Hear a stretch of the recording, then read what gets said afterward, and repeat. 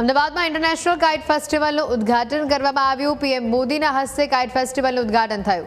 મુખ્ય અતિથિ તરીકે જર્મન ચાન્સેલર ફ્રેડરિક મર્ઝ ઉપસ્થિત રહ્યા હતા। 50થી વધુ દેશોના 150થી વધુ પતંગબાજો પતંગબાજી કરવાના છે। કાઇટ ફેસ્ટિવલમાં હેરિટેજ હવેલી અને પોળ સંસ્કૃતિનું પ્રદર્શન મૂકવામાં આવ્યું હતું।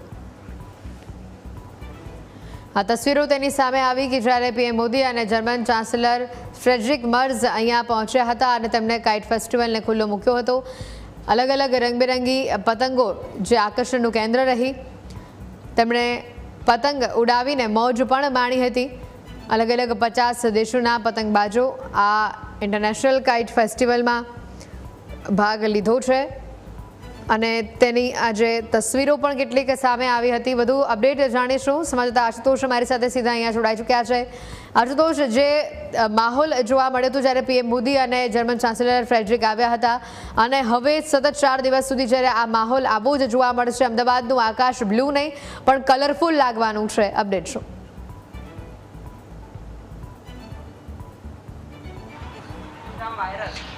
જે હેતુની વાત કરવામાં આવે તો વડાપ્રધાન નરેન્દ્ર મોદીએ જર્મન ચાન્સેલરને અમદાવાદની અને ગુજરાતની ઝાંકીના પણ દર્શન કરાવ્યા હતા। પતંગ તો આપણે બતાવી ચૂક્યા છે, પણ હવે ગુજરાતની સંસ્કૃતિ, ભારતની સંસ્કૃતિ જે છે તે પણ હવે આપણે બતાવશું કે આ પ્રકારથી અહીંયા જે છે તે અમદાવાદની પોળો, ગુજરાતની નો જે ઇતિહાસ છે તે અહીંયા રજૂ કરવામાં આવ્યો છે। અમદાવાદના પૂર્વ વિસ્તારમાં ફરતા હોય, લાલ દરવાજા ખાડિયા હેરિટેજ વોક કરતા હોય તે પ્રકારનું અહીંયા આબેહૂબ જે છે તે તૈયાર કરવામાં આવ્યું છે અને મોટી સંખ્યામાં અહીંયા લોકો જે છે તેને જોવા પણ આવી રહ્યા છે। કારણ કે અમદાવાદની પોળોમાં ન ફરતા જો આપણે અહીંયા એક લટાર મારી દઈએ તો પોળોમાં ફરી આવ્યા હોય તે પ્રકારનો અહેસાસ જે છે તે થાય છે અને ખૂબ જ મહેનત જે છે તે આ તૈયાર કરવામાં લાગી છે।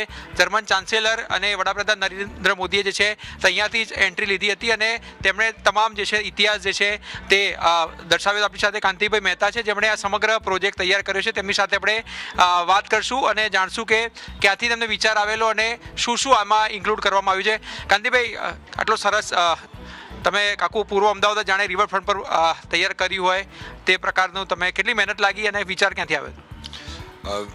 વિચાર છે ને હંમેશા પ્રશ્નમાંથી જ ઉદ્ભવે। એટલે આજે આઈ થિંક પ્રશ્ન એ હતો કે આપણે પીએમ સાહેબ આવી રહ્યા છે ને જર્મનીથી આપણા ફ્રેડરિક સાહેબ આવી રહ્યા છે ચાન્સેલર ત્યાંના, તો એમને શું દેખાડવું અને એમને કયો અનુભવ કરાવો? તો આપણી પાસે તો જવાબ હતો જ, કારણ કે આપણે અમદાવાદ એ યુનેસ્કો વર્લ્ડ હેરિટેજ સિટી છે, તો એનાથી ઉત્તમ શું દેખાડી છે? અમૂલ્ય વસ્તુ દેખાડવી પડે ને। એટલે અમૂલ્ય વસ્તુ દેખાડી આપણે અને પ્લસ આપણા લોકોને પણ એ ફિલિંગ આવશે કે જેમાં લોકો એ વસ્તુને પોતે પણ અહીંયાના લોકોને, બહારના લોકો 50 કાઇટિસ્ટ આવ્યા છે, 50 દેશોના લોકો આવ્યા છે, તો એ લોકોને પણ અનુભવ મળે અને એ અનુભવ બહુ જરૂરી છે। કારણ કે આજે આપણી જે સંસ્કૃતિ છે, આપણી જે આખી જે જીવનશૈલી છે, જેની અંદર એ જીવનશૈલીમાં અત્યારે તો બ્રિક અને મોટર અને આખું ગ્લાસ અને એ ટાઈપના બિલ્ડિંગો થઈ ગયા, કોન્ક્રીટ જંગલો થઈ ગયા, પણ આપણું જે ઘરની આજે શૈલી હતી એમાં જે હૂંફ હતી એ હૂંફ તમે આજે અનુભવી શકો। એની અંદર કારીગરી છે એ અનુભવી શકો તમે એની અંદર જે લોકો ડિટેલિંગ કરતા હતા। આજે આપણી વર્લ્ડ હેરિટેજ સિટી તરીકે અમદાવાદ કેમ છે? કારણ કે એની તમે પોળમાં જાઓ તો તમને અમૂલ્ય ધરોહર જોવા મળે છે। તો એ અમૂલ્ય ધરોહર આપણા મહેમાનો જે બહારથી આવ્યા છે, આપણા પોતાના લોકો, જે બીજા બધા ઘણા બધા આઈ થિંક લાખો લોકો આવશે કાઇટ ફેસ્ટિવલમાં, તો એ અનુભવ કરે અને ત્યાંથી કંઈક સંવેદના એમનામાં ઊભી થાય અને એ સંવેદના આપણા બધામાં આની ઊભી થાય, આપણા પોતાના જીવનશૈલીની, તો એનાથી ઘણો મોટો આઈ થિંક ફરક પડશે। પ્લસ અહીંયા તમે જોઈ શકો છો કે આ કાઇટ મ્યુઝિયમ અહીંયા આખું આપણે કર્યું છે। કેટલા વર્ષોના અહીંયા કાઇટ છે, કઈ રીતના આમાં ઇન્ક્લુડ કરવામાં આવ્યું છે? આપણો કાઇટનો ઇતિહાસ બહુ લાંબો છે, બહુ જ લઈને આપણે પહેલાં ફાઇટર કાઇટ્સ કરતા હતા, એટલે આખું કાઇટિંગ એક સ્પોર્ટ હતું, આપણું કલ્ચરલ સ્પોર્ટ છે કાઇટિંગ।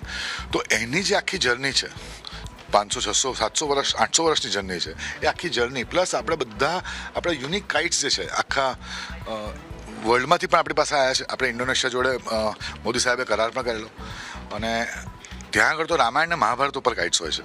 એટલે આઈ થિંક આપણી પાસે બહુ જ રિચ કલ્ચર છે કાઇટ્સનું। અને જ્યારે તમારે આપણા લીડરશિપની જ્યારે વાત કરીએ તો ત્યાંથી જે તમને પાવર મળે કે ના, તમે એમનું જે વિઝન હોય એ વિઝન પર તમે ખરા ઉતરો। આજે આપણા માનનીય મુખ્યમંત્રી ભૂપેન્દ્રભાઈ અને આપણા હર્ષભાઈ સંઘવીજી જે ડેપ્યુટી સીએમ છે, એ બધાનું એટલું સ્ટ્રોંગ વિઝન છે કે આપણે કંઈક વસ્તુ જેન્યુન ને ઓથેન્ટિક આપવી છે અને એ પ્રમાણે આપણે ક્યુરેશન કરવું છે। તો આઈ થિંક પ્રશ્નો બધા પાસે હતા પણ જવાબ પણ સહજ હતા જવાબમાં મહેનત નથી કરવી પડી. હા, ઊભું કરવા માટે બહુ મહેનત કરવી પડી, પણ જવાબ બહુ સહજ હતો. પણ આપણે આ સરસ કરી શકીએ. સંસ્કૃતિની સાથે સાથે આપણે રેવ કાંકરિયા જે ફેસ્ટિવલ થાય એ પણ છે, સ્ટેચ્યુ ઓફ યુનિટીનો પણ આપણે સમાવેશ કર્યો છે. મોડર્નની સાથે સાથે સાંસ્કૃતિક તમામે આપણે પાસાઓ જોડે. હા, અને અહીંયા બીજા સાંસ્કૃતિક કાર્યક્રમો થવાના છે, અને એ બધા માટે અને રાત્રે મોડે સુધી તમે આ લાઇટિંગમાં જોશો, અત્યારે દિવસમાં પણ અદ્ભુત લાગે છે, અને રાત્રે જોશો તો રાત્રે લાઇટિંગ સાથે અંતિ પણ વધારે સરસ લાગશે.